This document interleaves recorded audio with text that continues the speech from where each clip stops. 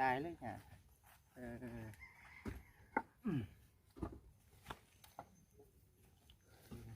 จะปูอ่ะเนาะ เบิ่งเด้อเด็กเข็บจักมันนี่เนาะ เก็บไปจากที่ เด็กเข็บจักมันนี่โอ้ยระวังเด้อ สบายวะ โอเคป่ะ สบายโอเค โอเคเนาะ ว่าน้ำบ่ลงเนาะโอเคอย่างเดียว ลงอยู่บ่น้ำนะ ลง ตอดมันดิ ลงที่บ่เห็นว่ามันสิไหลกลับ บ่มีอะไรครับมีแต่ไรลงเนาะ โย่เสานี่ทั้งเบาแสนเพิ่นมี 7,000 พี่น้องเนาะ7,000 บาทแหละมันบ่สามารถที่จะยุกได้เป็นหยังคือว่าชั้นพี่น้องเนาะมี 7,000 บาท แต่ว่าเนาะมันมีค่าแห่ค่าชายค่าปูนค่าเด็กน้ำอีกได้พี่น้องเอ้ยเนาะทางเบาแสนเพิ่นจึงบ่กล้าฮับบ่กล้าเฮ็ดคือกันเพราะว่ามี 7,000 บาทนี่ค่าสร้างกับเท่าไหร่พี่น้องเนาะต้นละพันก็9ต้นก็ 9,000 นะพี่น้องเนาะยกเสาเทคานบล็อกอีกเด้อพี่น้องเด้อเนาะมีสิ่งที่ยังอยู่เนาะมีปูนเฮชายเด็กเนาะบล็อกแน่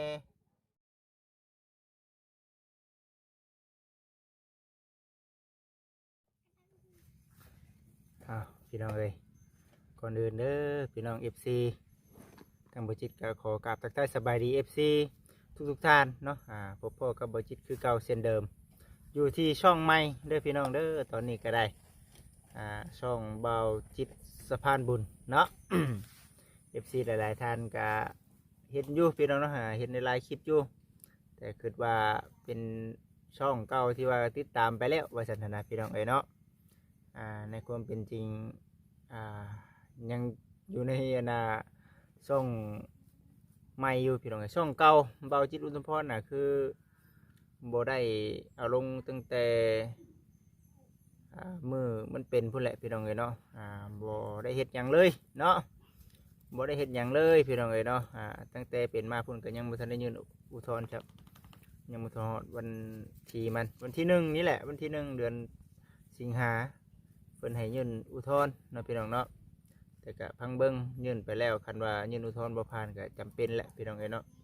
เป็นต้องได้ปะได้ทิมและนั่นแหละจังว่าเนาะพี่น้องเนาะฝาก FC เข้ามาติดตามกดไลค์กดแชร์เนาะในช่องพี่น้องเอ้ยเนาะมีช่องสามีนานั่นแหละแล้วก็ช่องบริจิตตั้งขึ้นใหม่ช่องบริจิตตั้งขึ้นใหม่นี่ผู้ติดตามยังบ่ทันได้ผ่านพี่น้องเอ้ยเนาะผู้ติดตามก็ได้800 กว่าท่านเป็น 1,000 เนาะ1,000 ท่านยังผ่านกดผู้ติดตามชั่วโมงนี่เดี๋ยวนี้3,900แล้วพี่น้องเนาะใกล้ได้ยังอีกยังอีก1,000เนาะยังอีก1,000ถือว่าไวพอสมควรก็ขอขอบคุณ FC หลายๆที่ให้เนาะให้เบิ่งให้เนาะพี่น้องเนาะที่เบิ่งให้บ่จิตช่องใหม่นี่ก็ใกล้สิผ่านแล้วพี่น้องเอ้ยอีกประมาณเท่าไหร่800ก็100 กว่าทานเนาะ800ก็100,000แม่นแหละยังอยู่ก็ยังเหลืออยู่100 กว่าทานและก็ชั่วโมงก็สิอยู่ในประมาณ 1,000 นี่แหละ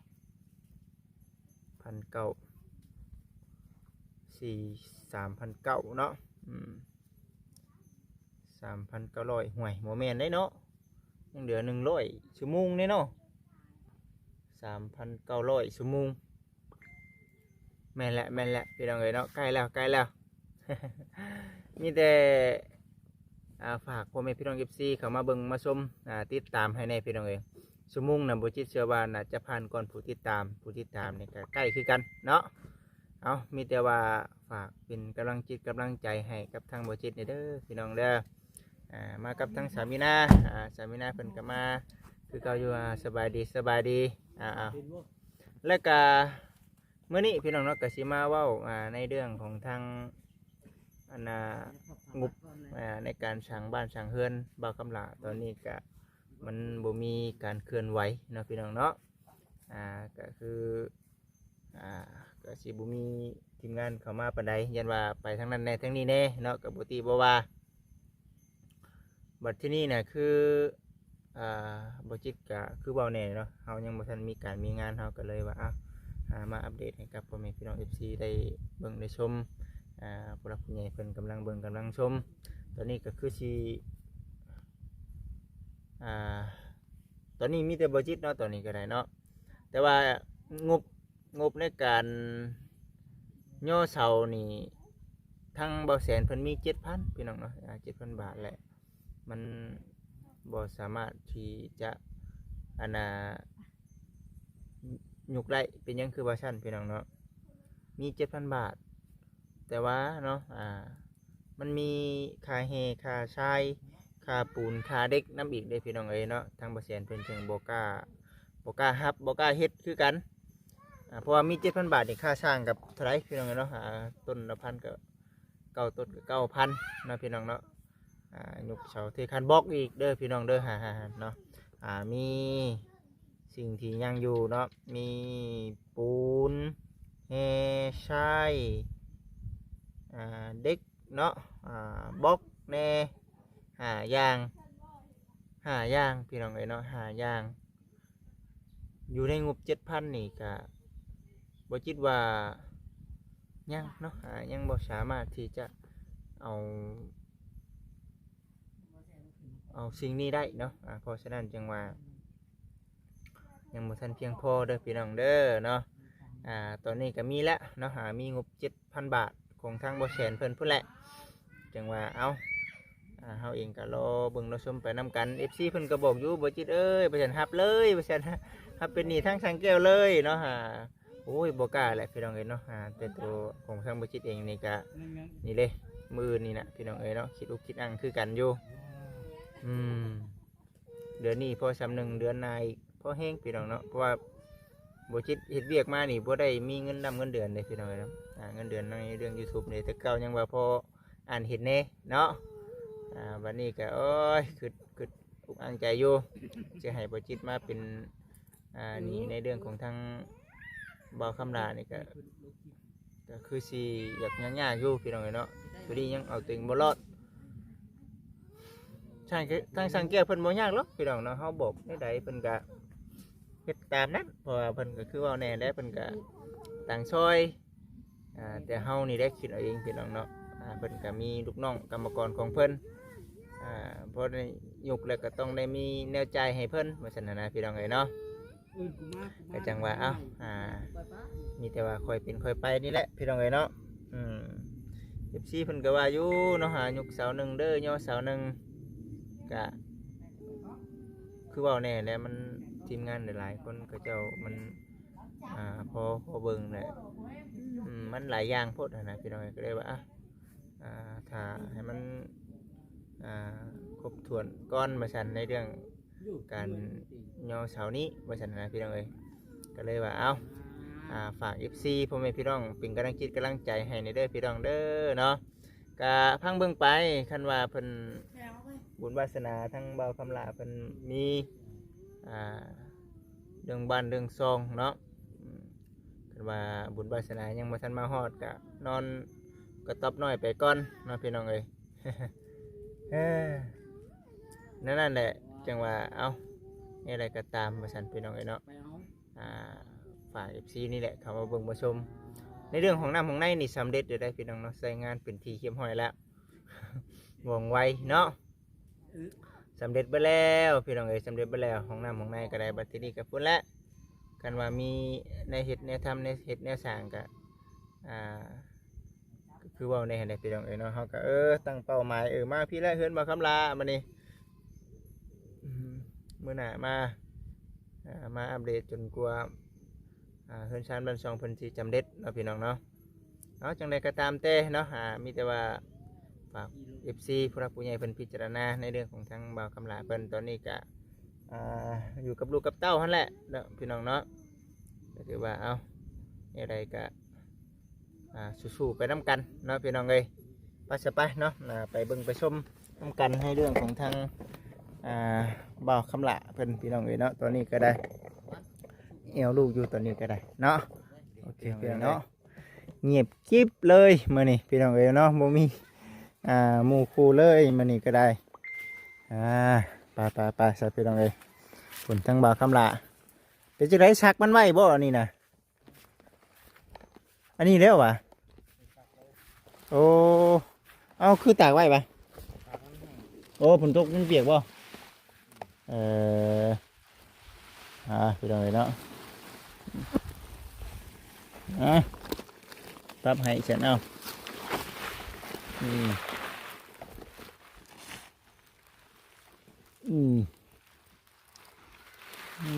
เด็กชักก็ดีอ้าว มาจะตะกล้องครับบ่ เอามา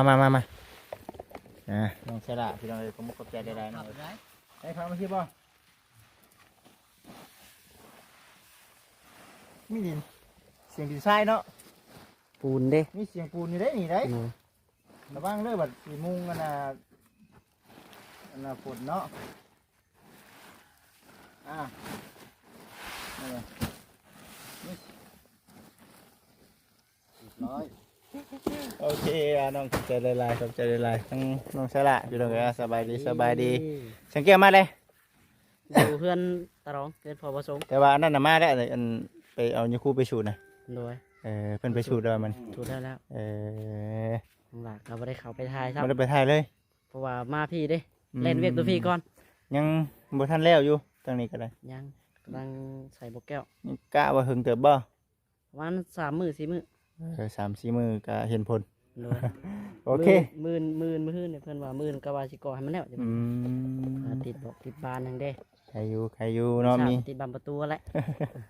มีเวียกเฮ็ดเนาะ โดย เอ้ามายังกันน่ะทนไว้บ่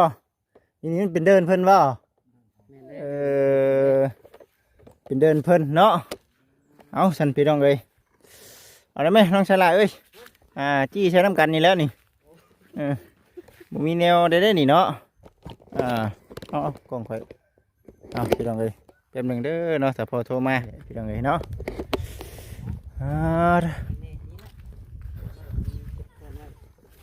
เอาน้องชายเฮาเปลี่ยนกันเด้อเฮาเด้อสบายดีเชื่อเปลี่ยนกัน คนซอยอ้ายเพิ่นบ่ คนใส่เพิ่นก่อน โดย แล้วก็อยู่ในที่เพิ่นอยู่เนาะนี่เนาะ แม่น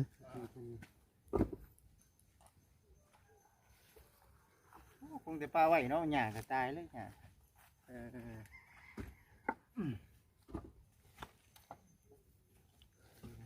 จะปูอ่ะเนาะเหยียบได้ป่ะ บ่เข้า รักไม้ไว้ บ่เข้าหรือเข้า เขาอยู่เขา เดี๋ยวบ่เข้าสอนอยู่ บุกเขาปะใส่งานเรียบร้อยของน้ำที เรียบร้อย เ เปิดสดเรียบร้อยเนาะ เรียบร้อย โอ้ตะ รักนี่กับพ่อเมื่อที หลังล้านทีมงานก้อยโหดอะไรอย่างวะ เข้าแต่อยากเมื่อเนาะ ลืมหลักล้าน มันบ่ได้หลายมือคนมือเดียวมันบ่ได้หินกันโดน บ่ได้กันได้เนาะมาคำหนากินฮอดได้เอาไปมานี่เนาะเอาไปใช้วัดมาได้หาเนาะขนาดเบิดแล้วมาไปใช้เบิดมาได้หามื้อนี้ซ้ำหนึงแน่มื้อนี้ มันนี่บ่ กับบ่ตี้เลยพี่น้องเอ้ยเนาะเรื่องที่บัดการงานอยู่ทางอื่นเพิ่นว่ามาพี่บัดยังว่านี่ไม่เฮ็ดบัดเดี๋ยวนะแม่มากินสิเฮ็ดกิน ระวังเลยเบิ่งเด้อเด็กเข็บจักมันนี่เนาะ เฮ็ดไปจักที เด็กเข็บจักมันนี่ ทำเส้นตอกนี่แหละ โอ้ยระวังเด้อ ชอบตาย บ่ค่อยเลยก่อนวะบ่ขนาด ตาย เติมหนึ่งอยู่ได้ล่ะ80 ปลายก้อนนี่ก็ได้ โอ้ยมีในเฮ็ดกี่ดอกคำมันเดือนะ แม่น มันเรือป่ะ แม่น เพื่อนเสายังตั้งกะโหลกะโหลอยู่เนาะ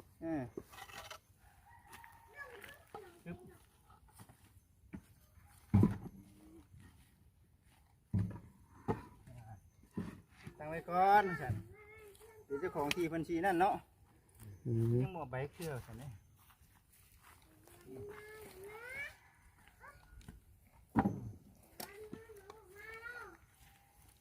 ผู้นี้บ่นักเท่าไหร่ มันน่าบ่เห็นเป็นว่าครับนักคือเก่าได้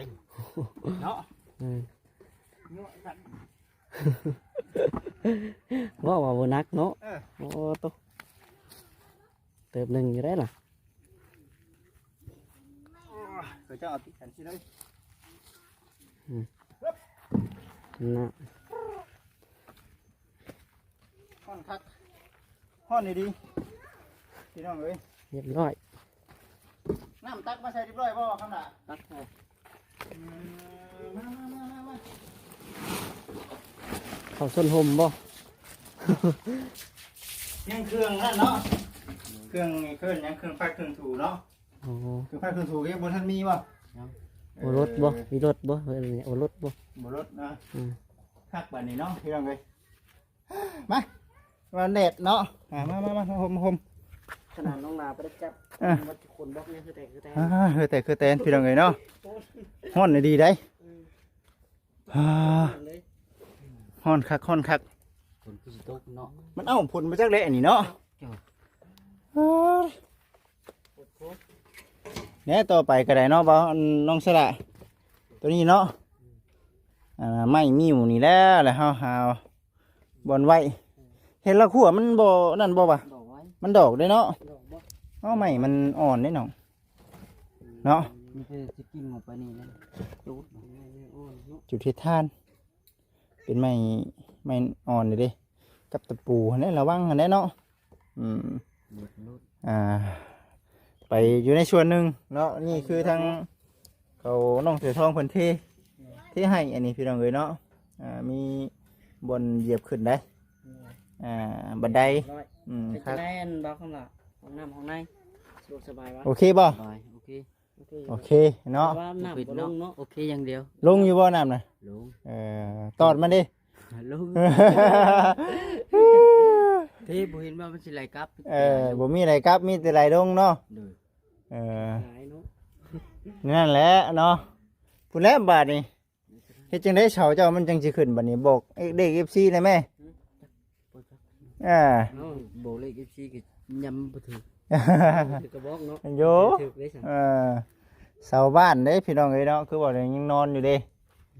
อ่า นอนรับอยู่ทันได้ตื่น ยังทันได้ตื่นยังทันได้ตื่น ยำหมดเวลา ยังหอยเวลาเนาะ โดย กำลังนอนรับฟันดีอยู่ กำลังนอน ไปปลุ๊กไหม นอนก่อน ฮะ นอนก่อน นอนกันบ่ ยันว่าหาวิธีให้มันปลุ๊กแล้วเนาะ บอกเลขบอกเบอร์ FC เด้ โยเนาะว่าสิถือเลขรางวัลที่หนึ่งว่าสิเฮ็ดยุกกันเสาเฮือนให้บ่คำลากับบ่ถือชับพี่น้องเอ้ยมื้อวานนี่ก็ได้ บ่ให้อยู่เนาะ แม่นนั่นแหละเนาะมันก็ตั้งเลทพี่น้องในช่วงนี้เนาะ ม่วน โดย ถึงช่วงจักมุ้งนี่โอ้ยใบหนึ่งใบชองกำลังแบบจะจ้าเลย ลงไปชงนี่ ใบชองดินี่กำลังฮ้อนเลยตอนนี้ ซ้ำนี่ก็โทรมามันเนาะ แม่นบ่ ซ้ำ เมื่อวานนี่ ซ้ำนี่ ทำคนนี้บ่เฮ้ย ซ้ำนี่ แม่นบ่ เพื่อเอาไปเลย บ่ไหวเจ้าได้ ฮ้อนเนาะฮ้อนไปหานั่งพุ่นไปบ่คำดาบไปฮ้อนมันฮ้อนอีดีมันแท้ฮ้อนว่า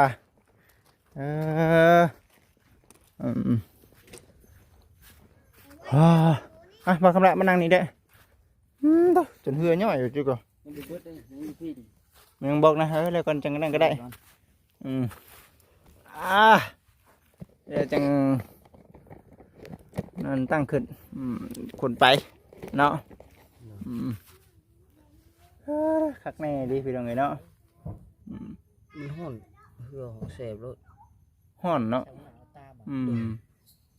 ฮ้อนจนแบบมันนะพี่น้องเอ้ยเฟิร์สว่ามันแดดขี้ฝน จะผลสิตกเนาะ แดดขี้ฝนเหมือนเดิม ยันผลสิตกอยู่เบิ่งครั้งแล้วพี่น้องเอ้ยเนาะทั้ง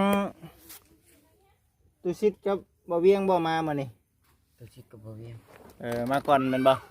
เพิ่นว่าในใดเพิ่นว่าในใด ให้มาถ่ายมันถามแล้วบ่ ห้องน้ำสำเร็จนะ เลย ห้องน้ำสำเร็จได้พี่น้องเอ้ยเนาะขั้นตอนต่อไปก็ยังตัวเดียวนั่นแหละบัดนี้ก็ได้ไปพี่น้องเอ้ยเนาะอิงตามบุญวาสนาบ่าวคำลา ได้นอนกระต๊อบคือเก่า คือเก่า เออคือเก่าก็ดีใจอยู่เนาะ โดย ใครกลัวเมื่อก่อนเนาะแม่นบ่เอ้ย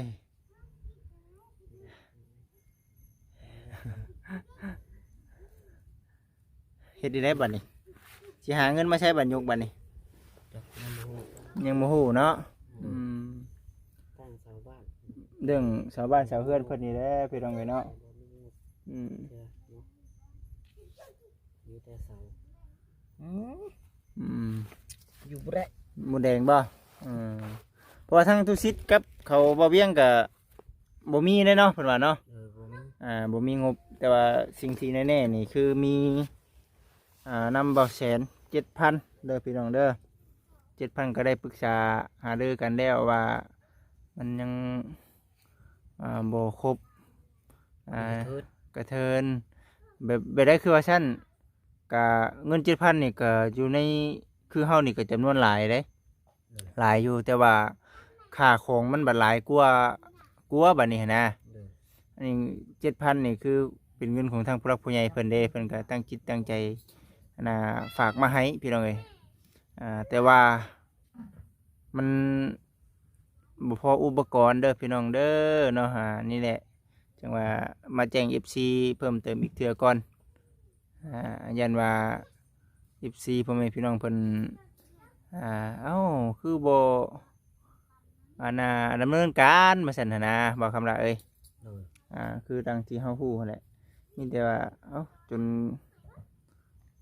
มีการเปลี่ยนแปลงพุ่นแหละพี่น้องเนาะเฮาจึง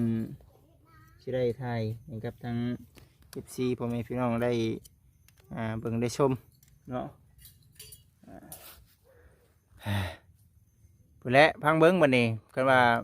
การงานมีทางอื่นมาก็คือเว้าแน่แล้วบางทีบัดแต่เก่ายังว่าหาเวียกการงานอยู่นี่มียังว่ามาหาบ่าวคำลาเรื่อยๆวันนี้คิดฮอดก็เอาบัดนี้คันว่าบ่ได้มา โดย นี่แหละก็อยากให้มาอยู่ได้ติ โดย แล้วสิอยากนอนกว่าเก่าได้พี่น้องคันทีมงานบ่มาเนาะทีมงานบ่มาเป็นเหงาเอานั่นแหละพี่น้อง FC เพิ่นก็ว่าโอ้ย